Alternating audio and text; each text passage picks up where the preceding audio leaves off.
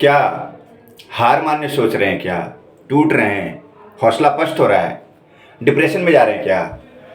हो सकता है यहीं से शुरुआत हो सकता है और दो चार हार हो, एक हार हो, दो हार हो, उसके बाद रास्ते निकलेंगे, ये भी हो सकता है कि ना भी निकले। आपको ये हो गया कि भाई नहीं, अभी नहीं, तो अब इतना कर लिया, अब नहीं होगा, छोड़ देते हैं। तो इसको तो हार मानना कहते हैं। हार मानने के बाद आप क्या कर पाएंगे ये सोच लीजिए। हार नहीं मानेंगे तो लगे रहेंगे, प्रयास करते रहेंगे, मेहनत करते रहेंगे आधे मन से तो करना अच्छी बात नहीं होता, पूरे एनर्जी के साथ करना होता है। लेकिन हम ये बात करना चाह रहे हैं, हार मान जाने के बाद दूसरा अच्छा विकल्प क्या है जो इस विकल्प की तुलना में हो और इसकी भरपाई करता हो।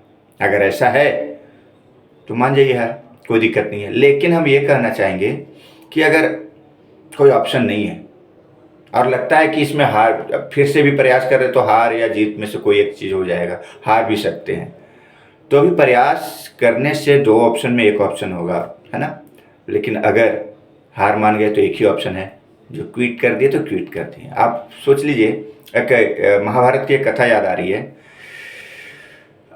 अभिमन्यु को पता था 7 चक्रव्यूह में जो अंतिम जो घेरा है उसे तोड़ना नहीं आता था, है ना। वो चक्रव्यूह में जाने से पहले से पता था।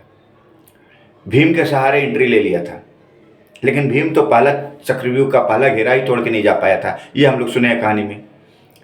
अब ये भी तय था कि जितने उसके अपोनेंट के जो विरोधी जितने बड़े बड़े महारथी थे सभी ने घेर लिया था, सभी से सामना कर रहा था, सभी से सामना कर रहा था और वहाँ से निकलना भी नहीं आ रहा था। आपके पास तो एक ऑप्शन है, क्विट कर जा रहे हैं, पीछे आ जा रहे हैं, उसके पास निकलना का भी रास्ता नहीं था, घेरे हुए थे सभी लोग। उसके पास एक ऑप्शन था, हो सकता है हथियार डाल देते तो उसके बाकी सारे तो रिश्तेदार ही थे, चाहे महारथी थे, लेकिन हथियार नहीं डाला उन्होंने, है ना। लड़ते लड़ते वीरगति को प्राप्त हुआ है, तो उसे हम हारा हुआ मानेंगे क्या? आज जब कथा चलती है, जब कहानी शूरवीरता की बात होती है, तो उनका नाम बड़े गौरव के साथ और बड़े ही साहस के साथ लिया जाता है। अब बात करेंगे कि सर ये तो बड़ा मोटिवेशन करने वाला बात हो गया, रियल लाइफ में कुछ अलग होता है। हाँ बिल्कुल, रियल लाइफ के लिए जो मोटिवेशन जो होता है ना, वो भी कहीं ना कहीं किसी न किसी से प्रेरित होता है। और ये रियल लाइफ, ये संघर्ष के बाद भी जो आपको मिलेगा ना, वो भी प्रेरित ही होगा, किसी न किसी के लिए प्रेरणा ही बनेगा।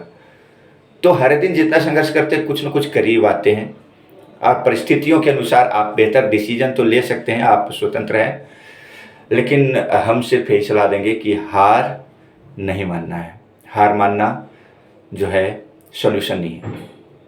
हार मारने से जो है ना गाथा बनेगी, ना ही आप वीर बनेंगे, ना ही कुछ हासिल होगा, है ना। हो सकता है कि आप जिसमें हार मान रहे हो वो एक बड़ा अवसर है, बड़ा ऑप्शन है, आप हार मान के उससे नीचे वाले ऑप्शन में जाएंगे या कुछ कॉम्प्रोमाइज करेंगे, तो उसको अंतिम अवसर के रूप में रहने दीजिए। जब कुछ वाकई में परिस्थितियां विपरीत चली गई तब के लिए रहने दीजिए। अभी जब तक परिस्थितियां है आपके समर्थन में, जब तक आप सोच पा रहे हैं, जब तक आपको अवसर मिला हुआ है, पूरे दमखम से लगे रहिए, बाकी ईश्वर पे छोड़ दीजिए। कर्म अपना कीजिए, अब भाग्यवादी भी होना चाहिए, कर्मवादी भी होना चाहिए।